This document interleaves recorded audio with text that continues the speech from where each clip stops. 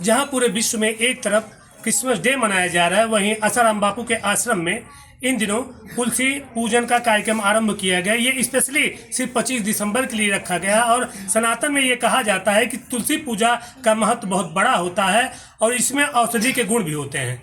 इस प्रकार से कार्यक्रम पूरे प्रदेश भर में, पूरे देश भर में आसाराम बापू जी के आश्रम में मनाए जा रहे हैं, जहाँ पे भारी संख्या में महिलाएं, बच्चे, बूढ़े बुजुर्ग सभी आ रहे हैं। इसी सिलसिले में आइए बात करते हैं आश्रम अहमदाबाद आश्रम से आए हुए महेश जी से बात करते हैं कि ये कार्यक्रम कब तक चलेगा और क्या उद्देश्य इस कार्यक्रम। महेश जी, आज की खबर में आपका बहुत बहुत स्वागत है।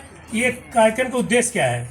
इस कार्यक्रम का उद्देश्य यही है कि देखिए, अपनी भारतीय संस्कृति, जो अपनी सनातन संस्कृति है, बहुत पुरानी, बहुत प्राचीन है और हमारे राम जी ने भी तुलसी का पूजन किया।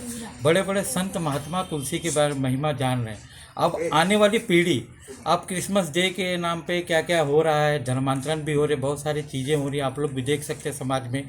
एक समय था ईसाई का कोई लेना देना नहीं था, यूपी बिहार वगैरह साइड में और पूरे देश में भी, लेकिन दिन पे दिन प्रलोभन देके, कुछ ऐसे संस्कार देके ये सब कन्वर्ट किया जा रहा है। तो अपनी देश, हम कहते हैं ना कि हमारी संस्कृति हमारी विरासत, अगर हम लोग अपनी संस्कृति को नहीं समझेंगे तो हमारी विरासत बचेगी कैसे। और इतिहास भी आप लोग पढ़ के देखेंगे तो आप लोग को पता ही है इतिहास में क्या क्या हुआ था, उसको तो हम भुला ही नहीं सकते।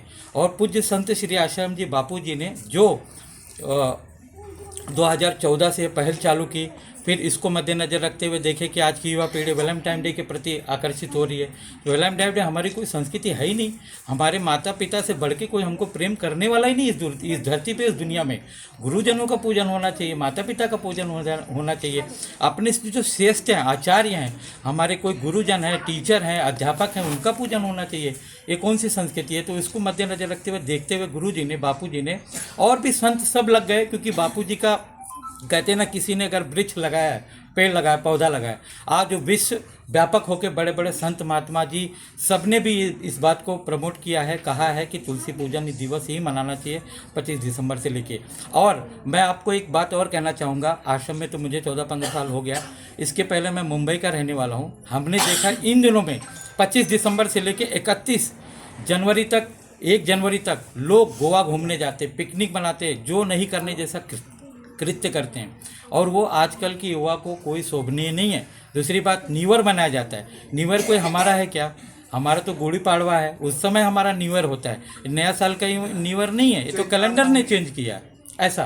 तो कुल मिला के यही है कि आज की जो युवा पीढ़ी है, बाल बच्चे, जो भी बच्चे लोग हैं, युवा हैं, सब लोग इस बात को समझे, अपनी संस्कृति बहुत पुरानी है, प्राचीन है, अपने माता पिता का आदर करें।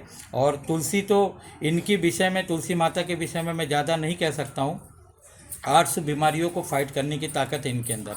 ये पहले आपने देखा होगा प्रांगण में तुलसियाँ लगती थी, तो साइंस और विज्ञान कहता है कि जो कीटाणु जंतु जो हवा के जरिए आते, जैसे हैजा का हो गया वगैरह वगैरह, वो ये लगाने का साइंटिफिक रीज़न ये था कि वहाँ से वो जीवाणु अंदर, घर के अंदर प्रवेश ना करे। इसलिए देखेंगे पहले भी, आज भी कई घरों में मैंने देखा। महेश जी, ये जानना चाहता हूँ, क्या आपका उद्देश्य है कि सनातन की अलग जगाना?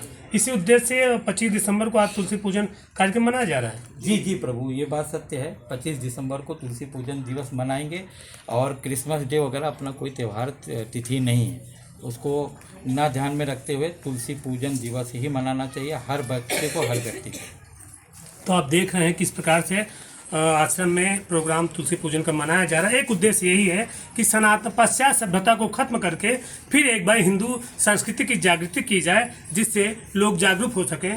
कैमरा पर्सन राजवंत के साथ पवन सिंह, आज तक, प्रतापगढ़।